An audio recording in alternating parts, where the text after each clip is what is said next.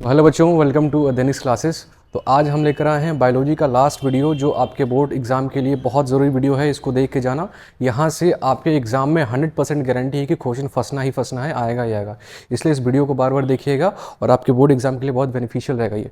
चलो फिर स्टार्ट करते हैं। हम लोग टॉप 50 क्वेश्चन लेकर आए हैं जो प्रीवियस ईयर क्वेश्चन है, और इसको डील करते हैं एक एक करके। हालांकि मैंने कुछ वीडियोस में ये सब क्वेश्चन एक्सप्लेन कर दिया है, लेकिन जल्दी जल्दी इसको देख लेते हैं। आइए स्टार्ट करते हैं पहला क्वेश्चन से। पहला क्वेश्चन क्या कह रहा है? पहला क्वेश्चन कह रहा है कि why diffusion is insufficient to meet the oxygen requirement in multicellular organism. Multicellular organism में डिफ्यूजन जो होता है वो इनसफिशिएंट क्यों होता है? मतलब एक जो मल्टीसेलुलर सेल है उसके अंदर में हम लोग जान समझते हैं कि डिफ्यूजन क्यों है, वो एक तरह से इनसफिशिएंट क्राइटेरिया क्यों होता है। डिफ्यूजन के बारे में बात करें, इन जनरली डिफ्यूजन कौन करते हैं? यूनिसेलुलर ऑर्गेनिज्म करते हैं। तो डिफ्यूजन में यहाँ पे देखो, डिफ्यूजन क्या है? एक यूनिसेलुलर ऑर्गेनिज्म का प्रोसेस है, ठीक है। और दूसरी बात यह है कि ये क्या एक स्लो प्रोसेस होता है, ठीक है। स्लो प्रोसेस कहने का मतलब बहुत टाइम लेता है यहाँ पे ये प्रोसेस। दूसरी बात ये है कि ये जितने भी मल्टीसेलुलर ऑर्गेनिज्म होते हैं उनके जो बहुत सेल्स होते हैं एक दूसरे से बहुत ज़्यादा दूर होते हैं। जैसे कि यहाँ पे देखो बॉडी सरफेस है, और बॉडी सरफेस से जो सेल्स होते हैं बहुत ज़्यादा दूर होते हैं।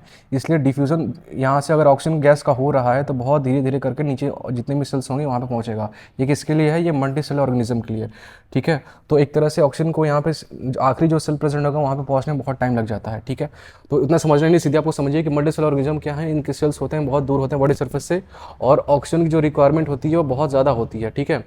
तो डिफ्यूज़न जो होता है अकेले इसको कंप्लीट नहीं कर पाता। जितना ऑक्सीजन चाहिए एक ऑर्गेनिज्म को, उतना ऑक्सीजन, उतना अमाउंट ऑफ ऑक्सीजन ये मल्टीसेलुलर ऑर्गेनिज्म के अंदर में डिफ्यूज़न प्रोसेस के थ्रू नहीं पहुंचाया जा सकता है, ठीक है। इसलिए जो है ट्रांसपोर्ट सिस्टम यहाँ पे चाहिए हमें मल्टीसेलुलर ऑर्गेनिज्म के लिए।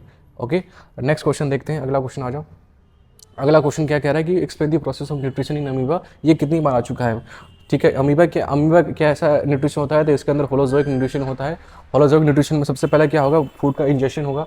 फूड का इंजेक्शन कैसा होगा? सूडोपोडिया का फॉर्मेशन होगा। ये रहा सूडोपोडिया, ये सूडोपोडिया फॉल्स फीड इसको बोलते हैं। सबसे पहले इंजेक्शन होगा फूड का, फिर उसके बाद क्या होगा? डाइजेशन। डाइजेशन का मतलब यहाँ पे डाइजेस्टिव एंजाइम्स यहाँ पे प्रेजेंट होंगे जो डाइजेस्ट करेंगे इस फूड को, ठीक है। फिर क्या होगा? एब्जॉर्प्शन। डाइजेस्टेड फूड को एब्जॉर्ब किया जाएगा किसमें? साइटोप्लाज्म में। और एसिमिलेशन किया जाएगा, जो भी एनर्जी चाहिए उस फूड से, जितना भी एनर्जी प्रोड्यूस होगा वो अमीबा इसको क्या करेगा? अपने ग्रोथ के लिए, अपने डेवलपमेंट के लिए इसको यूज़ करेगा। और लास्ट क्या? इजेशन। जो भी अनडाइजेस्टेड फूड मटेरियल होगा वो बॉडी से एक्सपेल्ड आउट हो जाएगा। नेक्स्ट क्वेश्चन देखते हैं आगे की तरफ। अगला क्वेश्चन क्या कह रहा है कि why describe the process of photosynthesis with the help of diagram. ये रहा डायग्राम, देखो भाई, ये है लीफ। यहाँ पे क्या होता है स्टेप्स? आपको पता है कि कार्बन डाइऑक्साइड प्लस वाटर मिलके क्या बनाते हैं? ग्लूकोज बनाते हैं और ऑक्सीजन गैस लिबरेट करते हैं। तो ये अगर आपसे पूछा जाए क्या रॉ मटेरियल होता है, तो रॉ मटेरियल के बारे में बात करेंगे तो सनलाइट होगा, मतलब यूवी रेज होगा। साथ में आपको क्या चाहिए? कार्बन डाइऑक्साइड चाहिए, वाटर चाहिए, है ना। और साथ में आपको क्लोरोफिल चाहिए, जो कहाँ प्रेजेंट है? इस लीफ के अंदर में क्लोरोफिल प्रेजेंट है। तो आगे देखो यहाँ पे यही बात यहाँ पे लिख रखी है। ये फोटोसिंथेसिस एक प्रोसेस है जिसमें कि ग्रीन प्लांट क्या करते हैं? अपने फूड को बनाते हैं किसकी मदद से? सनलाइट की वजह से, कार्बन डाइऑक्साइड की मदद से, वाटर की मदद से, और क्लोरोफिल के अंदर ये सब सारी चीज़ें हो रही होंगी। और फॉर्मूला देख लेना, 6CO2 प्लस 6H2O क्या बनाएगा? 6H2O6 प्लस 6O2, है ना। तो यहाँ पे स्टेप्स के बारे में बात करेंगे तो सबसे पहला क्या होगा? एब्जॉर्प्शन, यानी कि सनलाइट को एब्जॉर्ब किया जाएगा। फिर जो लाइट एनर्जी एब्जॉर्ब किया गया उसको कन्वर्ट किया जाएगा केमिकल एनर्जी। केमिकल एनर्जी का मतलब क्या होता है? फूड। फूड का मतलब क्या है? ग्लूकोज। ग्लूकोज का यहाँ पे बना दिया जाएगा सनलाइट एनर्जी को कन्वर्ट करके। और कार्बन डाइऑक्साइड का रिडक्शन करा दिया जाएगा किसमें? कार्बोहाइड्रेट में। तो कार्बन डाइऑक्साइड किसमें रिड्यूस हो गया? कार्बोहाइड्रेट में रिड्यूस हो गया, ठीक है। चलिए आगे देखते हैं नेक्स्ट क्वेश्चन क्या कह रहा है। नेक्स्ट क्वेश्चन जरा देखते हैं भाई। चलो, state the role of saliva, bile, pancreatic juice in digestive या फिर डाइजेशन। तो सलीवा क्या करता है? सलीवा पहले सिक्रेशन कहाँ होता है? माउथ के अंदर में सिक्रेशन होता है। और सलीवा माउथ के अंदर में क्या प्रेजेंट होता है? सलीवरी ग्लैंड। सलीवरी ग्लैंड क्या प्रोड्यूस करते हैं? सलाइवा प्रोड्यूस करते हैं। और सलाइवा करता क्या है? जो स्टार्च है उसको माल्टोज में ब्रेक कर देगा, ठीक है। तो लगभग 30% डाइजेशन जो होता है कार्बोहाइड्रेट कहाँ पे हो जाता है? माउथ में हो जाता है, ठीक है। नेक्स्ट क्या है? Pancreatic juice. पैनक्रियाटिक जूस का सिक्रेशन कहाँ होगा? पैनक्रियाटिक जूस का सिक्रेशन होगा पैनक्रियाज में। पैनक्रियाज के अंदर में क्या प्रेजेंट होता है? पैनक्रियाज के अंदर में प्रेजेंट होता है अमाइलेज। पैनक्रियाटिक जूस के अंदर प्रेजेंट होगा अमाइलेज, ट्रिप्सिन और लाइपेज। अमाइलेज क्या करता है? स्टार्च को ब्रेक कर देगा माल्टोज में। ट्रिप्सिन किसको? प्रोटीन में, पेप्टोन और पेप्टाइड्स में ब्रेक करता है। जबकि लाइपेज क्या करता है? फैट को ब्रेक डाउन कर देता है, ठीक है। नेक्स्ट क्या है हमारा? बाइल। बाइल क्या करता है? लीवर के अंदर सिक्रेशन होगा और ये स्टोर होता है गॉलब्लैडर में, और ये इमल्सिफिकेशन ऑफ फैट करता है, यानी कि लार्ज फैट मॉलिक्यूल्स को स्मॉल फैट मॉलिक्यूल्स में ब्रेक करने का काम करेगा, ठीक है। यही बात यहाँ पे लिखा हुआ है। नेक्स्ट बढ़ते हैं आगे की तरफ। देखो saliva contains mileage with digest starch into sugars यानी कि माल्टोज। नेक्स्ट है बाइल क्या करता है, इमल्सिफिकेशन ऑफ फैट और न्यूट्रलाइज कर देगा एसिडिक काइम, जो भी होगा एसिडिटी होगा उसके अंदर न्यूट्रलाइज करेगा बाइल। स्टमक के अंदर जो एसिडिटी कंडीशन है उसको न्यूट्रलाइज करता है। नेक्स्ट क्या है, पैनक्रियाटिक जूस जो डाइजेस्ट करता है कार्बोहाइड्रेट, प्रोटीन और फैट्स को। ठीक है, ये है यहाँ पे आंसर, इसको ऐसे लिख के आ जाना है। नेक्स्ट आगे की तरफ बढ़ते हैं। अगला क्वेश्चन क्या कह रहा है कि what is the role of aerobic what is aerobic respiration at the chemical equation. Aerobic respiration का मतलब, सॉरी एनारोबिक रेस्पिरेशन का मतलब क्या होता है, वही respiration in the absence of oxygen. ठीक है, ऑक्सीजन के एब्सेंस में रेस्पिरेशन होगा, यानी कि ग्लूकोज पहले ब्रेक होता है किसमें, पायरुविक एसिड में। पायरुविक एसिड में ब्रेक होगा कहाँ पे, साइटोप्लाज्म में। और अगर उसको ऑक्सीजन के एब्सेंस में अगर उसको अगर फर्दर ब्रेक किया जाए तो इथेनॉल में टूटता है ना, और कार्बन डाइऑक्साइड यहाँ से गैस रिलीज होता है। साथ में आप खाओगे तो लैक ऑफ ऑक्सीजन में लैक्टिक एसिड का फॉर्मेशन होता है कहाँ पे, मसल्स में। ये बात दिखा है, रेस्पिरेशन विदाउट ऑक्सीजन इसको एनारोबिक रेस्पिरेशन। और यहाँ पे लिखा है कहाँ पे, ईस्ट के अंदर में ये इथेनॉल में ब्रेक हो जाता है। इथेनॉल क्या, तो कार्बन कंपाउंड, साथ में यहाँ पे एनर्जी 2 ATP एनर्जी प्रोड्यूस होता है यहाँ पे। नेक्स्ट देखते हैं आगे। अगला क्वेश्चन क्या कर रहा है, डिफरेंशिएट करिए between aerobic and anaerobic respiration. Aerobic and anaerobic respiration के बीच में डिफरेंस क्या है। एरोबिक ऑक्सीजन का प्रेजेंस होता है, एनारोबिक ऑक्सीजन का एब्सेंस होता है। यहाँ पे ज़्यादा एनर्जी का प्रोडक्शन होता है 38 ATP, जबकि यहाँ पे लेस एनर्जी का प्रोडक्शन होता है 2 ATP का। होता है कहाँ पे एरोबिक रेस्पिरेशन, माइटोकॉन्ड्रिया में, जिसमें ग्लूकोज पायरुविक एसिड में ब्रेक होता है और पायरुविक एसिड से कार्बन डाइऑक्साइड, वाटर और 38 ATP का प्रोडक्शन कर जाता है। जबकि एनारोबिक रेस्पिरेशन कहाँ होता है, साइटोप्लाज्म में, जिसमें ग्लूकोज पायरुविक एसिड में ब्रेक होता है और पायरुविक एसिड फाइनली किसमें ब्रेक हो जाता है, इथेनॉल में, जो कि 2 कार्बन कंपाउंड होता है। आगे बढ़ते हैं, यही बात यहाँ पे लिख रखी है, आगे देखो। नेक्स्ट क्या कह रहा है, explain double circulation of human being, why is it necessary. भाई डबल सर्कुलेशन का मतलब क्या होता है, ब्लड जो है हार्ट से 2 बार पास करता है, ट्वाइस ब्लड जो है पास करेगा। ठीक है, और यहाँ पे जैसे कि स्टार्टिंग कैसे होगा, वेना कावा से राइट एट्रियम, राइट एट्रियम से राइट वेंट्रिकल, राइट वेंट्रिकल से पल्मोनरी आर्टरी, पल्मोनरी आर्टरी से लंग्स, लंग्स से पल्मोनरी वेन, पल्मोनरी वेन से लेफ्ट एट्रियम, लेफ्ट वेंट्रिकल, फिर आयोटा, फिर बॉडी के पास चल जाएगा। ठीक है ना, यहाँ पे लंग्स में यहाँ पे जाके ऑक्सीजन का एडिशन होता है। ठीक है, यही बात यहाँ पे लिखा होगा, देखो लर्ट से हार्ट से लंग्स, लंग्स से हार्ट, हार्ट से बॉडी, बॉडी से हार्ट, यानी कि 2 बार यहाँ पे जो है ब्लड पास कर रहा है हार्ट से। और इंपॉर्टेंट क्यों है ये, क्योंकि ये मेंटेन करता है, यानी कि सेपरेट करता है ऑक्सीजनेट ब्लड को डी ऑक्सीजन ब्लड से। और जितना ऑक्सीजन को रिक्वायरमेंट होता है टिश्यू का, उसके रिक्वायरमेंट को फुलफिल कौन करता है, ऑक्सीजनेटेड ब्लड, है ना, यानी कि डबल सर्कुलेशन। आगे देखते हैं नेक्स्ट क्वेश्चन क्या कह रहा है, what are stomata, explain their role with explain their role in the gaseous section. ये रहा स्टोमाटा का डायग्राम, ये क्या है प्रेजेंट है, इसको बोलते हैं गार्ड सेल। गार्ड सेल क्या करते हैं, वाटर जैसे गार्ड सेल के अंदर इंटर करेगा तो स्वेल कर जाएंगे, सेल कर जाएंगे तो स्टोमाटा क्या हो जाएगा, ओपन हो जाएगा। स्टोमाटा ओपन होगा और अगर इसी में से अगर वाटर बाहर निकल जाएंगे तो फ्लैसिड कंडीशन हो जाएगा, स्टोमाटा क्लोज हो जाता है।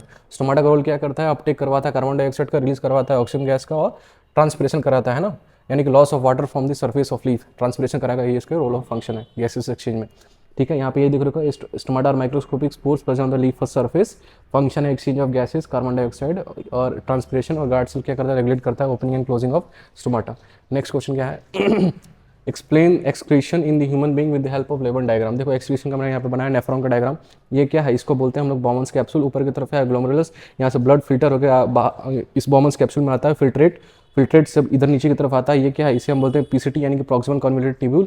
इसी में एब्जॉर्प्शन होने लगता है इस फिल्ट्रेट में, जो भी glucose, amino acid, sodium, potassium, chlorine होगा, इसमें रीअब्जॉर्ब होगा। फिर ये क्या है, डिसेंडिंग लूप ऑफ हेनले, यहाँ पे वाटर का रीअब्जॉर्प्शन होता है, ये लूप ऑफ हेनले इसको बोला जाता है। और ये ऊपर की तरफ जो आ रहा है इसको बोलते हैं असेंडिंग लूप ऑफ हेनले, यहाँ पे इलेक्ट्रोलाइट का रीअब्जॉर्प्शन होता है। आगे की तरफ जो ये स्ट्रक्चर इसे बोलते हैं डिजिटल कन्वॉल्यूटेड ट्यूब्यूल, यहाँ पे वाटर का, सोडियम आयन का रीअब्जॉर्प्शन होता है। और जो लास्ट स्ट्रक्चर में दिख रहा है इसे बोलते हैं कलेक्टिंग डक्ट, और यहाँ से यूरिया जो है बाहर निकल जाता है। ठीक है, चलो यही बात यहाँ पे लिखा गया है, देखो कि एक्सक्रीशन रिमूव क्या करता है, nitrogen waste from the body, है ना। किडनी क्या करता है, फिल्टर करता है ब्लड को। यूरेटर क्या करता है, यूरिन को कैरी करता है। यूरिनरी ब्लडर क्या करेगा, यूरिन को स्टोर करेगा। और यूरेथ्रा यूरिन को एक्सपेंड आउट कर देगा।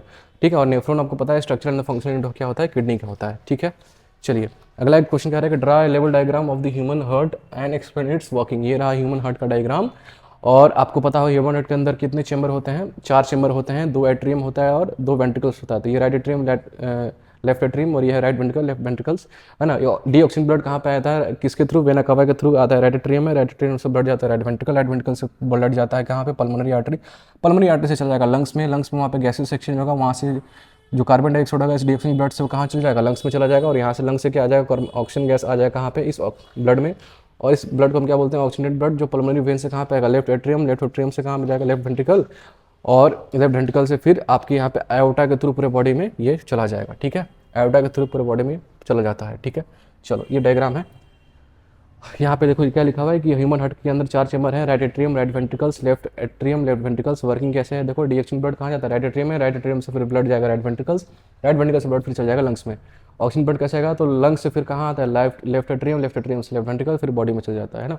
और यहाँ पे वाल्व्स प्रेजेंट होते हैं जो ब्लड के बैकफ्लो को रोकते हैं। कौन कौन से वाल्व, यहाँ पे एक वाल्व है ट्राइकास्पिड वाल्व जो राइट एट्रियम और राइट वेंट्रिकल के बीच में प्रेजेंट होता है, और एक लेफ्ट एट्रियम लेफ्ट वेंट्रिकल के बीच में प्रेजेंट है बाइकास्पिड वाल्व। ठीक है, तो ये था लाइव प्रोसेस का PYQ। अब आगे बढ़ते हैं हम लोग कहाँ पे, कंट्रोल एंड कोऑर्डिनेशन के PYQ की तरफ बढ़ते हैं।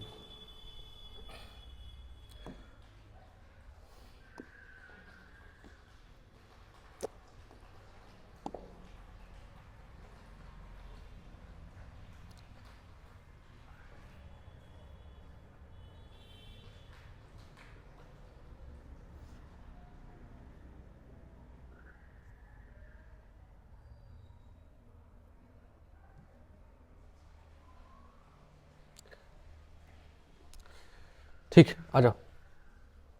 यह है कंट्रोल एंड कोऑर्डिनेशन का प्रीवियस क्वेश्चन। सबसे पहला क्वेश्चन देखते हैं कि define plant hormone, name 2 plant hormone and right it function in each. Plant hormones क्या होते हैं, plant hormone basically phyto hormones होते हैं जो सेल के ग्रोथ और डेवलपमेंट में मदद करते हैं प्लांट सेल के अंदर। जैसे कि ऑक्सीजन क्या कराता है, रूटिंग और एपिकल डोरमेंसी को कम कराता है, मतलब प्रमोट करता है। अक्सर डोमेंसी को क्या करेगा, प्रमोट करता है। ठीक है, यानी कि जो एपिकल ग्रोथ होगा प्लांट को उसको प्रमोट करेगा, जो लेटरल ग्रोथ होगा उसको इनहिबिट करता है। जिब्रेलिन क्या करता है, स्टेम इलोंगेशन करेगा, फ्लावरिंग इनिशिएट कराता है, बर्ड्स का फॉर्मेशन करवाता है। ठीक है, देखो यही बात यहाँ पे लिख रखा है कि प्लांट हार्मोन क्या होते हैं, केमिकल सब्सटेंस होते हैं जो प्रोड्यूस करते हैं plant that control growth development and response, है ना। एग्जाम्पल में जैसे कि ऑक्सीजन क्या करता है, प्रमोट करता है सेल इलोंगेशन, और जिब्रेलिन क्या करता है, स्टिमुलेट करता है स्टेम ग्रोथ। नेक्स्ट क्वेश्चन देखते हैं। नेक्स्ट क्वेश्चन क्या कह रहा है, एक्सप्लेन, अच्छा what is reflex action, explain the reflex action arc with the help of level diagram. Level diagram भाई तुमने एनसीईआरटी में देख रखा होगा, उसको डायग्राम वहाँ से देख लीजिएगा। हम यहाँ पे एक्सप्लेन करते हैं क्या होता है रिफ्लेक्सेशन। रिफ्लेक्सेशन क्या है, क्विक ऑटोनोमिक और इन्वॉलंटरी रिस्पॉन्स है किसी भी स्टिमुलस के अगेंस्ट, है ना। और यहाँ से जैसे कि रिसेप्टर क्या करेगा, सेंस करेगा, और सेंसरी न्यूरॉन सेंस को कहाँ भेजेगा, स्पाइनल कॉर्ड में। स्पाइनल कॉर्ड से फिर स्पाइनल कॉर्ड के थ्रू मोटर न्यूरॉन के थ्रू क्या आएगा, वहाँ से स्टिमुलस आएगा और इफेक्टर मसल के पास पहुँच जाएगा, यानी कि वहाँ से आप अपने हैंड को विथड्रॉ कर लोगे। इनवॉलंटरी एक्शन बेसिकली ये होता है। ठीक है, आगे की तरफ बढ़ते हैं। नेक्स्ट क्वेश्चन क्या आ रहा है कि name the plant hormone responsible for the phototropism, explain how it causes bending of the plant towards the light.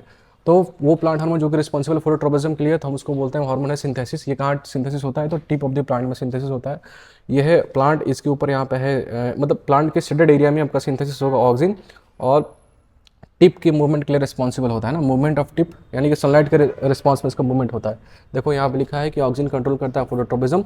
Oxygen इकट्ठा होता है शेडेड साइड में, है ना, जो क्या कराता है, सेल का इलोंगेशन कराएगा तेजी से, और बेंडिंग करवाता है shoot towards the light, light की तरफ शूट का बेंडिंग करवाता है। नेक्स्ट क्वेश्चन देखते हैं क्या कह रहा है कि state the function of the following parts of the brain. जैसे कि सेरेब्रम, सेरेब्रम क्या करने के लिए, थिंकिंग, मेमोराइजेशन और वॉलंटरी एक्शन के लिए रिस्पॉन्सिबल होता है सेरेब्रम, जो आपका मेंटेन करता है बॉडी पोस्चर, है ना, और बॉडी बैलेंस। मेडुला ऑब्लोंगेटा क्या करता है, रेगुलेट करता है आपका हार्ट बीट को, ब्रीदिंग रेट को, है ना। यही बात यहाँ पे लिखा है, देखो cerebrum thinking, memory, voluntary action करवाता है, सेरेब्रम बॉडी बैलेंस को मेंटेन करता है, पोस्चर को मेंटेन करता है। नेक्स्ट से मेडुला ऑब्लोंगेटा कंट्रोल करता है ब्रीदिंग और हार्ट बीट को। अगला क्वेश्चन देखते हैं। नेक्स्ट क्वेश्चन क्या कह रहा है कि name the hormone secreted by the following glands and उसका फंक्शन बताओ। थायराइड से आपको पता है थायरॉक्सिन हार्मोन का सिक्रीशन होता है, जो क्या कराता है, मेटाबॉलिज्म कराता है। पैनक्रियास से सिक्रीशन होता है इंसुलिन का, जो कि ब्लड शुगर को क्या करता है, कम करता है, ग्लूकागॉन ब्लड शुगर को बढ़ा देता है। एड्रेनल ग्लैंड से सिक्रीशन होता है एड्रेनलिन का, जो एक इमरजेंसी हार्मोन है, जब आपका बॉडी सेंस करेगा डेंजर में है तभी इसका सिक्रीशन होगा। क्या करता है ये, आपके हार्ट रेट को बढ़ाता है, ब्रीदिंग रेट को एड्रेनलिन बढ़ा देगा, है ना, ताकि आपको एनर्जी मिले। बॉडी के अंदर क्या करने लगता है ये, ग्लूकोज का ब्रेकडाउन स्टार्ट कर देता है, ग्लूकोज का जब ग्लाइकोजन का ब्रेकडाउन स्टार्ट कर देता है, यानी कि ग्लाइकोजिनोलाइसिस करने लगता है ना, ब्रेकडाउन कर लेगा ग्लाइकोजन का, तभी आपको एनर्जी मिलेगा। थायराइड क्या करता है, थायरॉक्सिन हार्मोन का सिक्रेशन करेगा, रेगुलेट करेगा मेटाबॉलिज्म। पैनक्रियाज के अंदर इंसुलिन का, जो क्या करता है, ब्लड शुगर कंट्रोल करता है। एड्रेनल ग्लैंड से सिक्रेशन होगा एड्रेनलिन का, जो कि एक इमरजेंसी रिस्पॉन्स इमरजेंसी हार्मोन है। क्या है next, how is the nervous system is different from the endocrine system. Nervous system जो है इंडोक्राइन सिस्टम से डिफरेंस क्यों है। नर्वस सिस्टम जो होता है वो नर्व इंपल्स का यूज़ करता है, जबकि इंडोक्राइन सिस्टम हार्मोन का यूज़ करता है। नर्वस सिस्टम के अंदर रिस्पॉन्स कैसा होता है, फास्ट, जबकि इंडोक्राइन के अंदर रिस्पॉन्स स्लो होता है। नर्वस सिस्टम का जो इम्पल्स होता है वो बहुत कम समय के लिए होता है, शॉर्ट लास्टिंग, है ना, जबकि इंडोक्राइन सिस्टम का जो इम्पल्स होगा वो कैसा होगा, मतलब उसका जो मैसेज का ड्यूरेशन हो गया वो लॉन्ग लास्टिंग होगा, है ना। आगे देखो, बताइए right the function of insulin and glucagon. Insulin क्या करता है, वही ब्लड शुगर को कम करता है भाई, और ग्लूकागॉन ब्लड के शुगर को इंक्रीज कर देता है। यहाँ पे यही बात लिख रखा है कि इंसुलिन लोअर कर देगा ब्लड शुगर को, और ग्लूकागॉन क्या कर देगा, राइज कर देगा ब्लड शुगर लेवल को। नेक्स्ट क्वेश्चन देखते हैं, why is adrenaline called the emergency hormone. Adrenaline को इमरजेंसी हार्मोन क्यों करते हैं, क्योंकि जब भी हमारी बॉडी को सेंस होता है कि बॉडी या तो फियर है, फियर डर, मतलब बॉडी मतलब डेंजर को जब सेंस करेगा, जैसे कि मान के चलो fear, fight and fight hormone बोलते हैं, इमरजेंसी की सिचुएशन में सिक्रेशन होगा इसका, तो हार्ट बीट इंक्रीज करेगा, वेदर रेट इंक्रीज करेगा, मेटाबॉलिज्म इंक्रीज करेगा। मेटाबॉलिज्म का मतलब ग्लाइकोजन को ब्रेक करना चालू कर देगा, यानी कि ग्लाइकोजेनेसिस करवाने लगेगा यहाँ पे। नेक्स्ट आगे की तरफ बढ़ते हैं। Why is adrenaline called the, अच्छा यहीं पे वही बात लिखा है, डेंजर में सिक्रीशन होगा, हार्ट बीट को बढ़ा देगा, ब्रीदिंग रेट को बढ़ा देगा, ब्लड सप्लाई बढ़ा देगा, ताकि हम लोग ब्लड सप्लाई मसल्स के अंदर बढ़ा देगा ताकि हम लोग तेजी से भाग पाए, ठीक है। Explain the coordination plant, coordination के प्लांट कैसे करना होगा, हार्मोन्स के थ्रू इनका कोऑर्डिनेशन होगा, ठीक है। नर्व्स के बजाय यहाँ पे एक प्लांट्स के अंदर में हार्मोन्स के थ्रू क्या होता है, कोऑर्डिनेशन होता है। दो हार्मोन आपको पढ़ना है, ऑक्सीजन और gibberellin. What happens when is a deficiency of thyroxine in the body, अगर बॉडी के अंदर थायरोक्सिन का डिफिशियंसी होगा तो कौन सी बीमारी होगी, तो थायरोक्सिन की जब डिफिशियंसी होगी तो बीमारी होती है कौन सी, ग्वाइटर, है ना, यानी कि जो थायराइड ग्लैंड होता है वो इनलार्ज होता है, ठीक है, क्योंकि बॉडी के अंदर आयोडीन की कमी होती है, तो लगातार हाइपोथैलेमस स्टिमुलेट करता है पिट्यूटरी ग्लैंड को, जिसकी वजह से pituitary gland thyroxine hormone produce नहीं कर पाता क्योंकि आयोडीन की बॉडी में कमी हो जाती है, जिसकी वजह से मेटाबॉलिज्म क्या हो जाएगा, स्लो हो जाएगा, ठीक है, फैट बॉडी के अंदर इकट्ठा लगेगा और बॉडी का वेट बढ़ जाता है, ठीक है, यही बात है। सिम्टम क्या हो जाएगा, sudden leg and slow metabolism. Next question देखते हैं, नेक्स्ट क्वेश्चन की तरफ आते हैं भैया। अगला चैप्टर जो हम लोग देखने जा रहे हैं, अगला चैप्टर है हमारा रिप्रोडक्शन होगा, है ना। आइए देखते हैं भाई नोट्स का, आइए।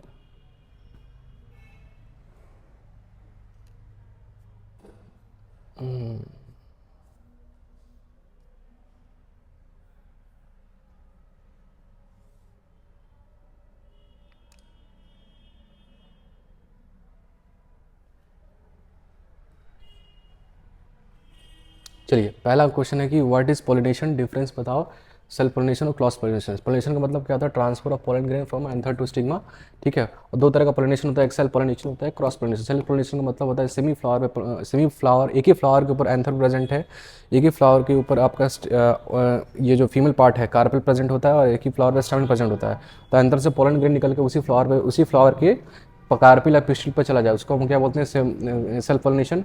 नेक्स्ट होता है क्रॉस पोलिनेशन, मतलब डिफरेंट प्लांट्स होना चाहिए, यानी कि अलग अलग प्लांट्स हो या फिर अलग अलग फ्लावर हो, यानी कि एक प्लांट के फ्लावर के एंथर से पोलन ग्रेन रिलीज हो और चला जाए दूसरे प्लांट के स्टिग्मा के ऊपर, है ना, इसी को हम क्या बोलते हैं हम लोग, क्रॉस पोलिनेशन। नेक्स्ट आगे की तरफ बढ़ते हैं, एक्सप्लेन करिए कि एसेक्सुअल रिप्रोडक्शन, अच्छा एसेक्सुअल रिप्रोडक्शन को एक्सप्लेन करिए और बताइए दो एग्जांपल के साथ। तो देखो एसेक्सुअल रिप्रोडक्शन में क्या होता है, सिंगल पेरेंट इन्वॉल्व होते हैं और यहाँ पे कोई गैमेट का फॉर्मेशन नहीं होता, ना ही कोई गैमेट का फ्यूजन होता है, ना ही कोई फर्टिलाइजेशन होता है, ठीक है।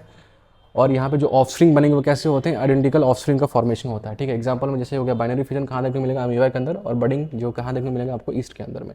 नेक्स्ट क्वेश्चन देखो, अगला क्वेश्चन क्या कह रहा है कि describe binary fusion in amoeba. Binary fusion amoeba में बताइए फिर डायग्राम के साथ। बाइनरी फ्यूजन आपने देखा होगा, ये देखिए डायग्राम, यहाँ पे पहले क्या होता है, न्यूक्लियस इलोंगेट करेगा, फिर अल्टीमेटली मतलब पहले न्यूक्लियस का डिवीजन होगा, इसको हम क्या बोलते हैं, कैरियोकाइनेसिस।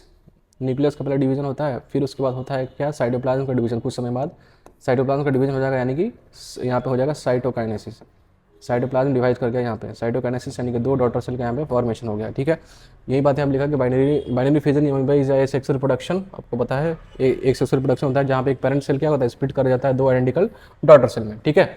आगे बढ़ते हैं, what are the advantages of sexual reproduction. भाई वही के एडवांटेजेस क्या है सेक्सुअल रिप्रोडक्शन के, वही कि हमारे अंदर जेनेटिक वेरिएशन आता है ना। सबसे बड़ा इंपॉर्टेंस क्या है, वेरिएशन आता है सेक्सुअल रिप्रोडक्शन की वजह से, क्योंकि दो पेरेंट इन्वॉल्व हैं तो दो पेरेंट्स का जीन आपस में आके, मतलब दो पेरेंट्स का गैमेट्स आपस में आके कंबाइन करता है, फ्यूज़ करता है, जिसकी वजह से दो अलग तरह से जीन आपस में फ्यूज़ करेंगे तो एक नया तरह का जीन प्रोड्यूस होता है, जिसकी वजह से बॉडी के अंदर आती है वेरिएशन। और ये वेरिएशन यूजफुल होती है चेंजिंग इन्वायरमेंट के थ्रू, है ना। कुछ भी चेंजिंग होगा उसके अंदर अगेंस्ट हमें रेजिस्टेंस प्रोवाइड करेगा, और कोई भी डिजीज़ वगैरह उसके अंदर ये वेरिएशन हमें एक रेजिस्टेंस प्रोवाइड करता है। तो main advantage of sexual production is creating genetic variation leading to the offspring with unique gene combination. Option के अंदर बहुत ज़्यादा जीन, मतलब एक यूनिक जीन कॉम्बिनेशन बनता है, ठीक है, जो कि बूस्ट करता है पॉपुलेशन डेंसिटी या फिर एबिलिटी को, और चेंजेस को अडॉप्ट करने में मदद करता है। जो भी इन्वायरमेंट में चेंजेस हो रहे हैं उसको आसानी से वो ऑर्गेनिज्म अडॉप्ट कर पाता है। क्यों, क्योंकि उसके पास वेरिएशन प्रेजेंट है। अगर वो अडॉप्ट नहीं करेगा तो चेंजिंग इन्वायरमेंट में क्या होगा, वो मर सकता है या फिर उसकी पॉपुलेशन खत्म हो सकती है। और डिजीज़ के अगेंस्ट रेजिस्टेंस प्रोवाइड करता है, ठीक है, और साथ में इवोल्यूशन करवाता है, इवोल्व करवाता है। क्या है नेक्स्ट है, name the male and female reproductive part of flower. Male reproductive part को क्या बोलते हैं, मेल को हम लोग बोलते हैं, मेल को बोला जाता है ये बोला जाता है स्टैमेन, है ना, एंथर फिलामेंट। फीमेल को क्या बोलते हैं, कार्पेल या फिर पिस्टिल, यही बात यहाँ पे लिखा होगा, ठीक है। The male reproductive part of flower is the stamen, जिसके अंदर एंथर और फिलामेंट होता है जो कि प्रोड्यूस करता है पोलन, और फिर फीमेल रिप्रोडक्टिव पार्ट को हम क्या बोलते हैं, पिस्टिल या फिर कार्पेल, जिसके अंदर स्टिग्मा, स्टाइल और ओवरी होता है। नेक्स्ट क्वेश्चन है कि व्हाट इज फर्टिलाइजेशन। फर्टिलाइजेशन मतलब क्या होता है, females of fusion of male and female gamete कहाँ होता है, तो ये फैलोपियन ट्यूब में होता है। ठीक है, fusion of male and female gamete को हम बोलते हैं क्या, फर्टिलाइजेशन, जो कि क्या बनाता है, जाइगोट, और ये फर्टिलाइजेशन होता कहाँ पे है, तो फैलोपियन ट्यूब में होता है। नेक्स्ट क्वेश्चन क्या है कि एक्सप्लेन करिए मेंस्ट्रुएशन साइकिल इन ह्यूमन।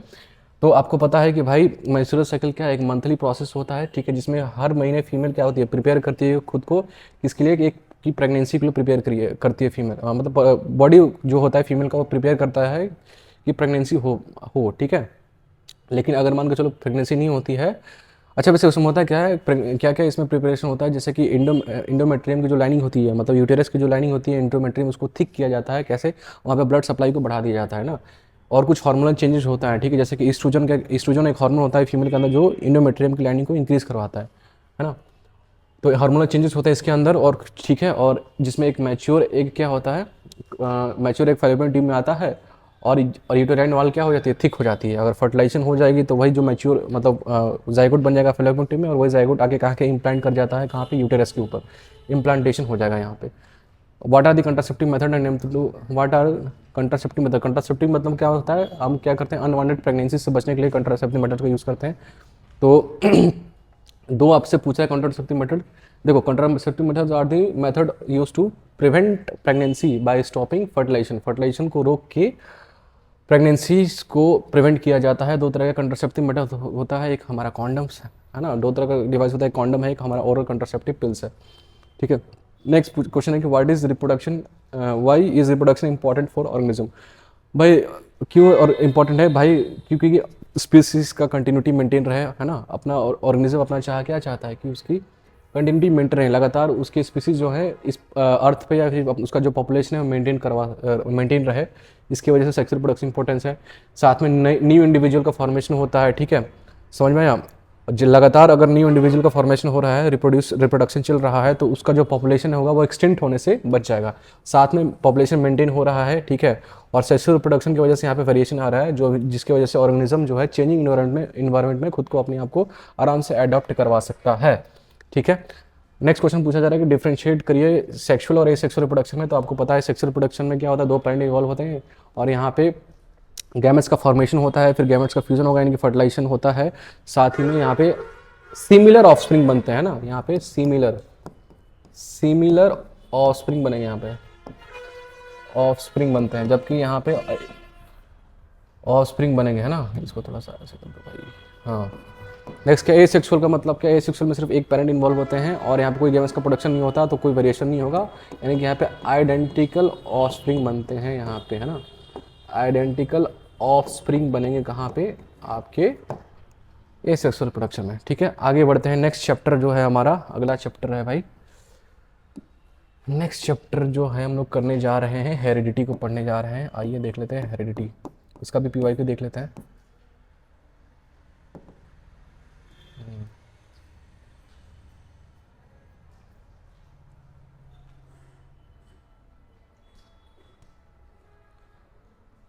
आइए, तो पहला क्वेश्चन क्या कह रहा है कि एक्सप्लेन करिए Mendel law of independent variation with example. अरे इंडिपेंडेंट असॉर्टमेंट इसको बोलते हैं, ये इंडिपेंडेंट नहीं, क्वेश्चन गलत है, इसको नहीं करेंगे। अगला क्वेश्चन देखो, मेंडल ने क्रॉस किया था टॉल पील प्लांट को विद ड्वार्फ पील प्लांट, और स्टेट किया observation reason of F1 generation. तो टॉल प्लांट के बारे में बात करेंगे, तो टॉल प्लांट उन्होंने लिया था, एक प्योर टॉल प्लांट लिया था और एक प्योर ड्वार्फ प्लांट लिया था। तो टॉल प्लांट का जो जेनेटिक कंपोजिशन क्या था, क्योंकि प्योर टॉल प्लांट है तो उसका जो जीनोटाइप होगा, क्या होगा, कैपिटल टी और कैपिटल टी, जबकि जो ड्वार्फ प्लांट है उसका जीनोटाइप क्या होगा, स्मॉल टी, ठीक है। तो ये क्या है, होमोजाइगस कंडीशन है, ये भी होमोजाइगस कंडीशन है। तो जब गैमेट्स का फॉर्मेशन होगा, जब गैमेट बनेंगे, तो यहाँ पे चूंकि ये होमोजाइगस है दोनों, तो यहाँ से सिर्फ एक सिंगल टी ही कैपिटल गैमेट बनेगा, यहाँ पे भी क्या होगा, एक स्मॉल टी गैमेट बनेगा। और जब ये आपस में इनका हम क्या करवा रहे हैं, सेल्फ पॉलिनेशन, मतलब क्रॉस पॉलिनेशन करवाएंगे, क्रॉसिंग करवाएंगे, यानी कि क्रॉसिंग करवाने के बाद यहाँ पे बनेगा कैपिटल टी स्मॉल टी। ये क्या है, F1 जनरेशन है, F1 जनरेशन यहाँ पे बन रहा है। और F1 जनरेशन का जीनोटाइप क्या हो गया, कैपिटल टी स्मॉल टी, और इसका फिनोटाइप क्या होगा, सारे के सारे प्लांट कैसे हो गए, टॉल हो गए। और फिर जब इसका आप क्या करवा रहे हो, अब फिर से जो F1 जनरेशन है इसको आप क्या करा रहे हो, क्रॉस करवा रहे हो किसके साथ, F1 जनरेशन जितने भी प्लांट है मेंडल ने उसको उसी के साथ क्रॉस करवाया, यानी कि कैपिटल टी स्मॉल टी को जो है क्रॉस करवा दिया था मेंडल किसने, कैपिटल टी स्मॉल टी के साथ ही। तो चूंकि ये हेट्रोजाइगस कंडीशन हो गया तो यहाँ पे एक कैपिटल टी गैमेट बनेगा और यहाँ पे एक स्मॉल टी गैमेट बनेगा, यहाँ से भी एक कैपिटल टी गैमेट बनेगा और यहाँ से भी एक स्मॉल टी गैमेट बनेगा। तो आप पनेट स्क्वायर बना लो ऐसे करके, और यहाँ पे एक साइड आप कैपिटल टी स्मॉल टी लिख लो और यहाँ पे भी एक side capital T small T लिख लो। तो यहाँ पे जब जेनेटिक कॉम्पोजिशन क्या बनेगा, यहाँ पे जीनोटाइप बनेगा कैपिटल टी, यहाँ पे जीनोटाइप क्या बनेगा कैपिटल टी स्मॉल टी, यहाँ पे capital T small T genotype बनेगा और यहाँ पे स्मॉल टी बनेगा। फिनोटाइप के बारे में बात करेंगे तो ऐसे यहाँ पे सारे प्लांट टॉल हो गए, यहाँ पे भी सारे प्लांट टॉल होंगे क्योंकि यहाँ पे लॉ ऑफ डोमिनेंसी लगेगा, कैपिटल टी डोमिनेंट होता है स्मॉल टी के ऊपर, ठीक है। तो यहाँ पे भी सारे के सारे फिनोटाइप टॉल होगा, यहाँ पे ड्वार्फ फिनोटाइप होगा।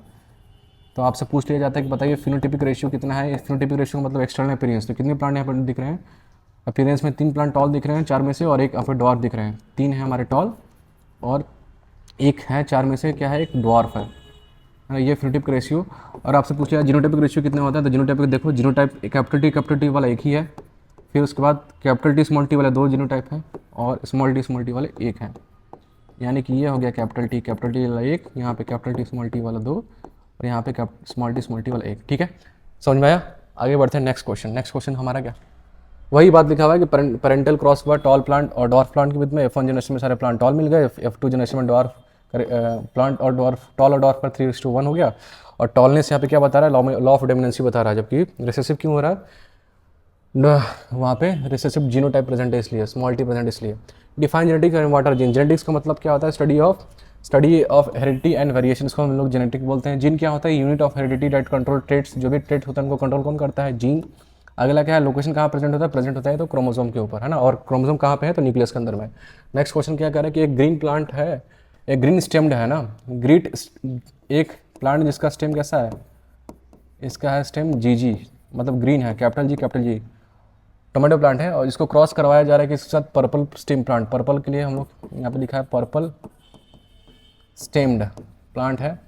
इसका जीनोटाइप क्या है, वही स्मॉल जी है भाई। ये है, हमने क्या लिखा है इसका जीनोटाइप।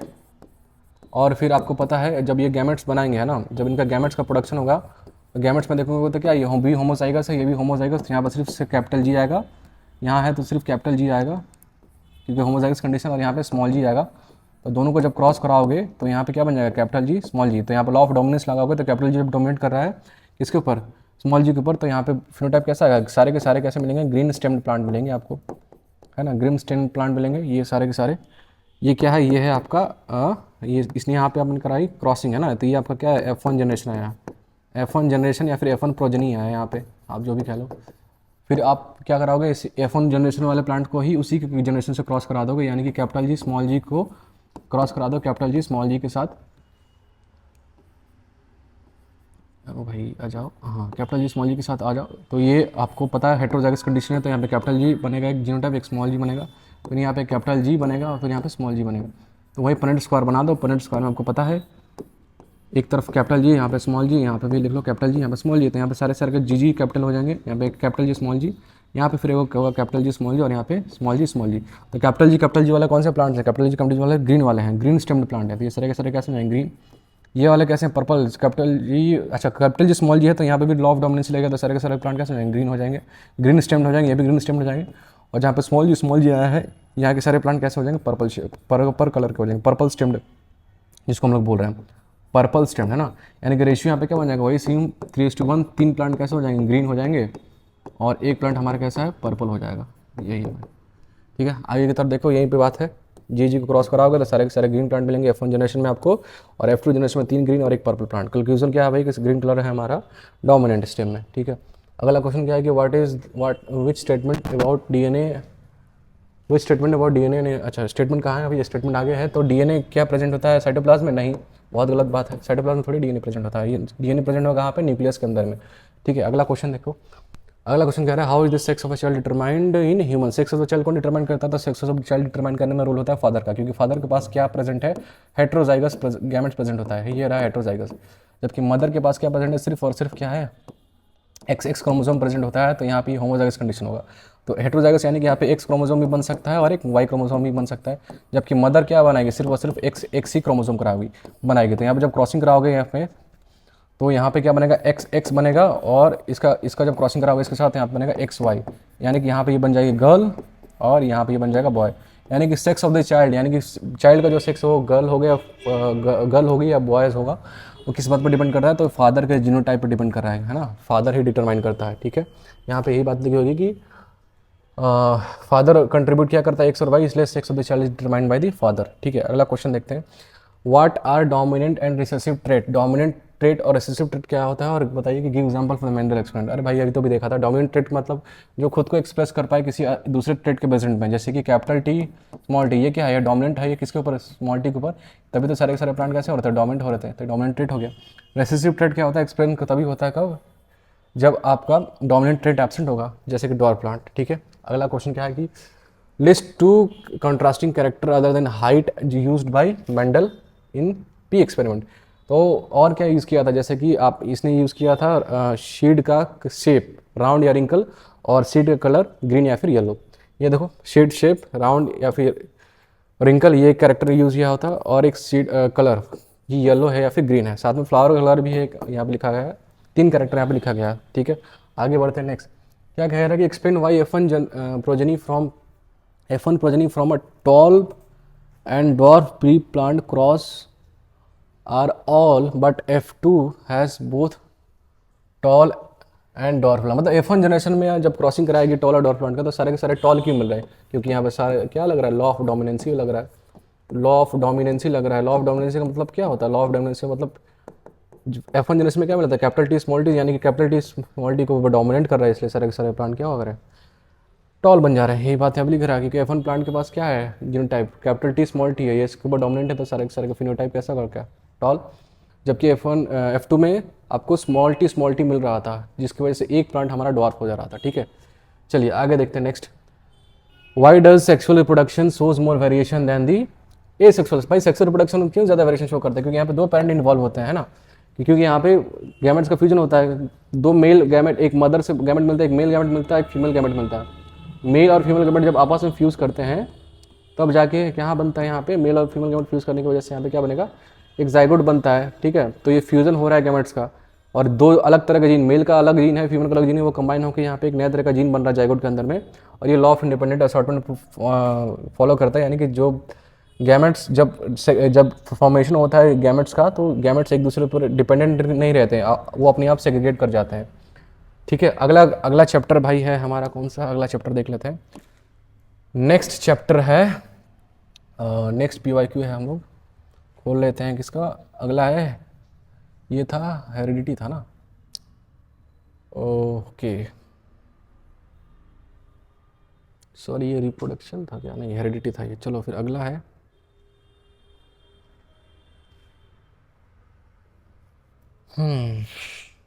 मैंने लगा लाइफ प्रोसेस हो गया, कंट्रोल कोऑर्डिनेशन हो गया,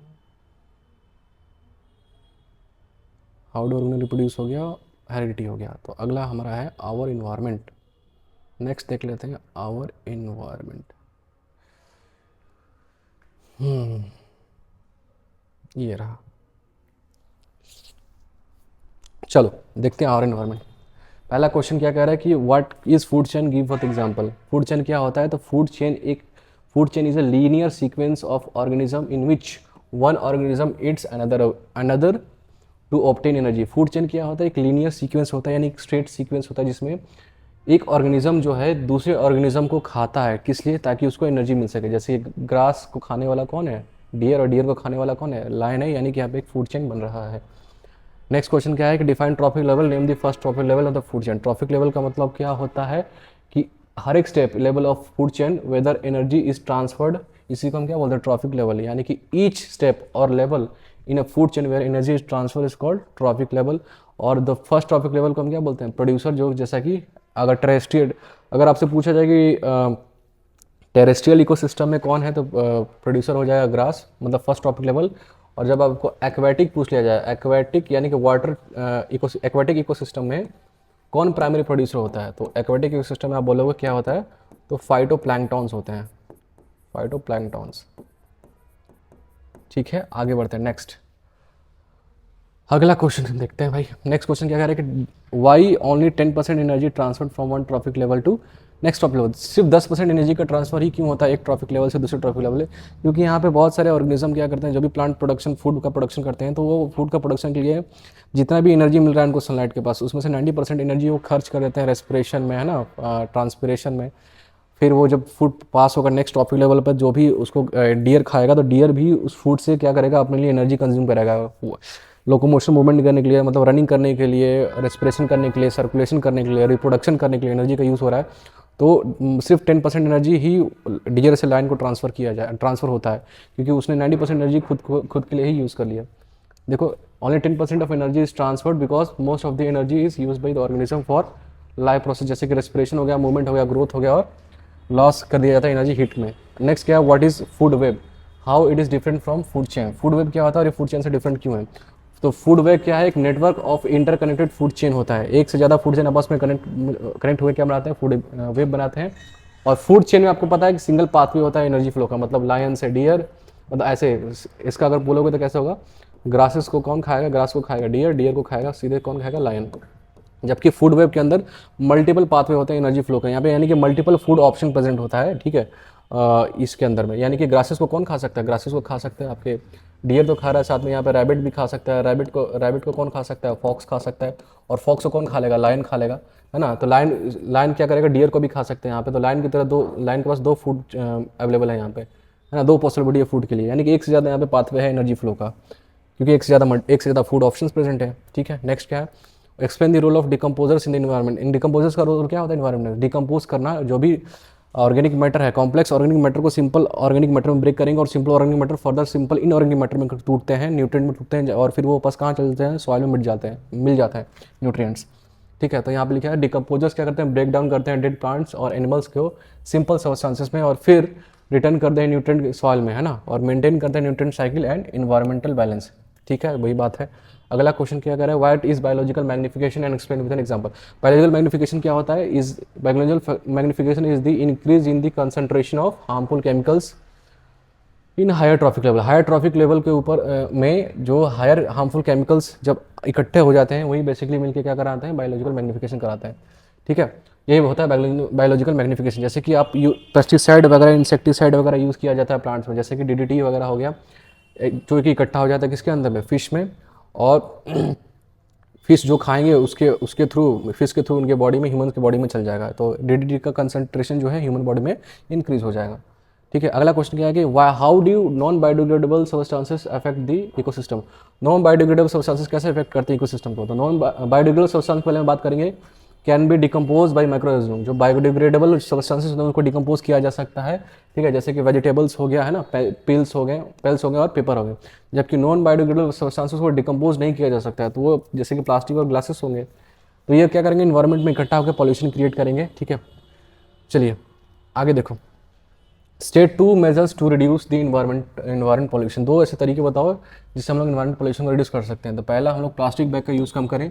दूसरा, प्रॉपर वेस्ट डिस्पोजल और रिसाइकलिंग हमारे पास सिस्टम क्रिएटेड हो, है ना, रिसाइकिल जिससे हम कर सकते हैं, वेस्ट मटेरियल को डिस्पोज कर सकते हैं, उसके लिए हमारे पास प्लांट्स वगैरह होना चाहिए, ठीक है। साथ में जो वाटर पॉल्यूशन हो रहा है, रिवर पॉल्यूशन हो रहा है, उसके लिए हमारे पास वाटर ट्रीटमेंट सिस्टम प्रेजेंट हो तो ज़्यादा बेटर है। अगला क्या है, what is ozone layer, how does depletion of ozone layer affect on. Ozone layer क्या होता है, तो सबसे आउटर लेयर देखो, तो ओजोन लेयर क्या है, एक प्रोटेक्टिव लेयर प्रेजेंट होता है, किसके बाहर, मतलब एटमॉस्फेयर के अराउंड एक प्रोटेक्टिव लेयर प्रिवेंट होता है, जो कि प्रिवेंट करता है जो हार्मफुल यूवी रेज है उसको इंटर करने में, है ना, मतलब जो भी सनरेज, जो भी हार्मफुल यूवी रेज होते हैं उसको एटमॉस्फेयर में इंटर करने से रोकता है कौन, ओजोन लेयर, है ना। और इसका डिप्रेशन क्यों हो रहा है, क्योंकि हम लोग लगातार AC वगैरह यूज़ करते हैं, क्योंकि AC के अंदर क्लोरोफ्लोरोकार्बन होता है ना, तो इसके डिप्लीशन इसकी वजह से क्या होती है, क्वेश्चन पूछ रहा है, तो आपकी आंख डैमेज हो सकता है, आई डैमेज, ठीक है, और ये आपका प्लांट और एनिमल्स को हार्म कर सकता है, साथ में कभी कभी स्किन कैंसर भी कॉज कर सकता है। अगला क्वेश्चन है कि mention any 2 cause of ozone layer of depletion. दो ऐसा बताइए कारण जिसकी वजह से ओजोन का डिप्लीशन हो रहा है। तो पहला है यूज़ ऑफ CFC यानी क्लोरोफ्लोरोकार्बन का यूज़ हो रहा है, साथ में जितने भी इंडस्ट्री और केमिकल एमिशन हो रहा है ना, जो पॉल्यूशन क्रिएट कर रहे हैं पूरे एटमॉस्फेयर में जाके, इसकी वजह से ओजोन लेयर क्या हो रहा है, डिप्लीट हो रहा है, ठीक है बाबू। तो इसके साथ मैंने आपको सारे PYQ टॉप 50 PYQ करवा दिए हैं, और ये आपके बोर्ड एग्जाम में यहाँ से यहाँ क्वेश्चन फंसने ही फंसने हैं। तो उम्मीद किया जाता है कि आपको ये सेशन पसंद आया होगा और आपके एग्जाम के लिए सेशन बहुत हेल्पफुल रहेगा। तो आज के लिए ही मतलब इस लेक्चर को यहीं पे कंक्लूड करते हैं, और इस वीडियो को आप बार बार देखिएगा, साथ में दोस्तों को शेयर करिएगा, ठीक है। मिलते हैं फिर नेक्स्ट क्लास में या फिर नेक्स्ट सेशन में। Good bye.